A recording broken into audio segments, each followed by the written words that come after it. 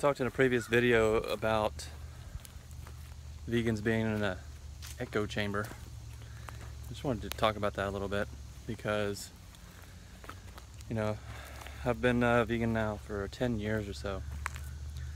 Helping people to recognize what veganism is the biggest challenge, the biggest hurdle. A lot of the things that I've done online in the 10 years has been like, you know, kind of attracting other vegans. You know, like an Instagram page or Facebook like page. The biggest thing is, you know, once someone goes vegan, they discover all these channels and, you know, find my memes, and which is something that I do.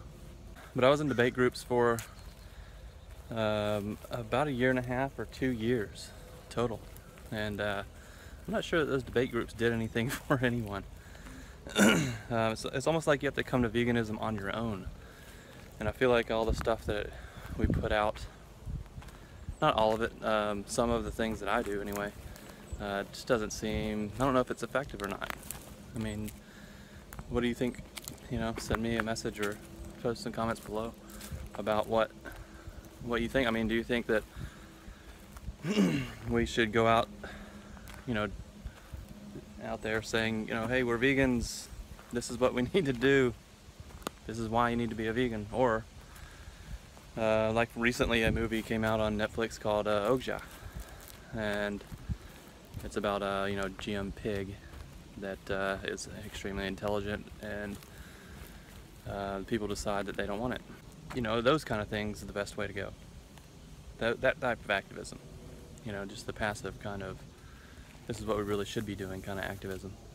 Because if you look at other things that we know are bad for us, like smoking or just eating meat by itself, I mean, you know, there's millions and millions of vegetarians that don't eat meat, that don't care about the animals as much.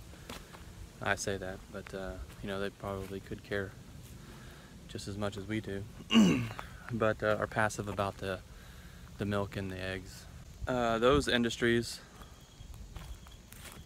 you know, they're still smokers. You know, if we were able to reduce the meat eating and the animal products industry down to a minimum, I mean, there'd still be a 7 to 10% low usage of animal products, I think, because it's just the country we live in. We're just, you know, we're freer, I'd say, or free. We call ourselves a free country, but, you know, we're allowed to buy whatever. It's a fascist kind of state, but we show what we approve of by our dollars, not by a dictatorship, obviously. So I just feel like there'd always be a market for that, for the meat and the dairy and all that stuff. You know, there's always going to be someone out there saying that meat's essential for human nutrition. You know, what's the next step for us? I mean, you know, most of the people watching this channel are vegans already. If you're a vegan, you know, what do you do for the animals? What do you do to encourage others to be, you know, vegan, or at least a dietary vegan? In my opinion, if everyone's dietary vegan, all the other industries fade away. Once dietary veganism is a main topic in the United States, you know, I mean, imagine that the leather industry would just disappear. You know, the casein industry would just disappear. Stearic acid, which is on every plastic bag you have in your house, would just disappear. And you know, maybe plastic bags altogether would disappear without that. So, but like I said, I think there's always going to be an industry for some sort of animal products, just because of, you know, I barely ever see a smoker, but I know from the stats that you know, 500,000 people still smoke in the United States, at least, if not more. I hope that everyone wakes up, or you know, maybe a species of animals start talking one day, and have, you know, But even though, you know, dolphins talk to each other, we don't recognize that as speech because it's not ours. It's not our language.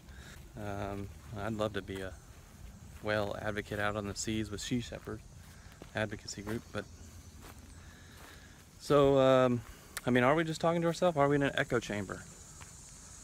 Do we just make videos for other vegans? Who's your audience? I've noticed that some channels that have exploded over I don't know if I should mention the channel or the name of the person, but a couple of years ago we were having raw food meetups here in Georgia, and a woman showed up to those meetups, young girl, and she just had it in her mind that she was going to be a raw food leader, and now she has 750,000 subscribers on YouTube in 2 years. That kind of thing. And you know, I look at a lot of her videos and they don't mention veganism that, you know, in the titles, but it's obvious that she's a vegan, and workout videos and things like that. So I'm wondering if that kind of passivity actually shows more people the educational side and gets more people to at least look at being a dietary vegan, or you know, just in the healthy lifestyle. Oh, I want to look great and be healthy, so I'm going to give this veganism a try, and I'm really going to stick to it and give it 6 months, because I feel like if you give it just 21 days, you know, you'll pretty much stick to it. I mean, your mind changes within 30 days. Just animal welfare and a lot of things that you start researching and seeing online and reading about starts to make it into your consciousness, and you start really thinking about those things, and then you start valuing things outside of food, and that's pretty much how it happened with me. And then, you know what, a lot more you know, when I started 10 years ago, there was not a lot of channels out there for vegan and raw vegans, and I put those groups together. And nowadays, I mean, it's not uncommon to see a 1 million subscriber vegan on YouTube. You know, I'm subscribed to a lot of 100,000 plus subscriber YouTube channels with veganism. So you know, there's people saying that they've invented, they were the beginning of veganism on the internet. You know, without them, it still would have exploded, because YouTube's just a path. YouTube's just an avenue to spread your message. PETA, Animal Welfare, Humane Society, are they doing it right? Are they doing it wrong? Anyway, share your comments below.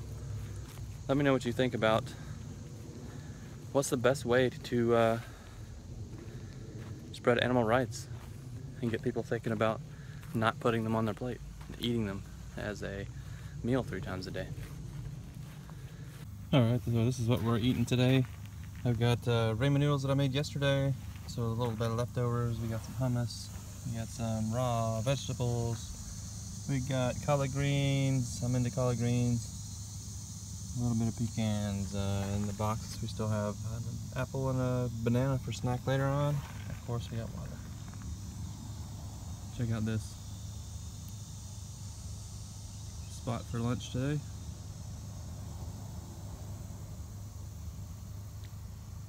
It's a little boat ramp area. Looks like it used to be a park, but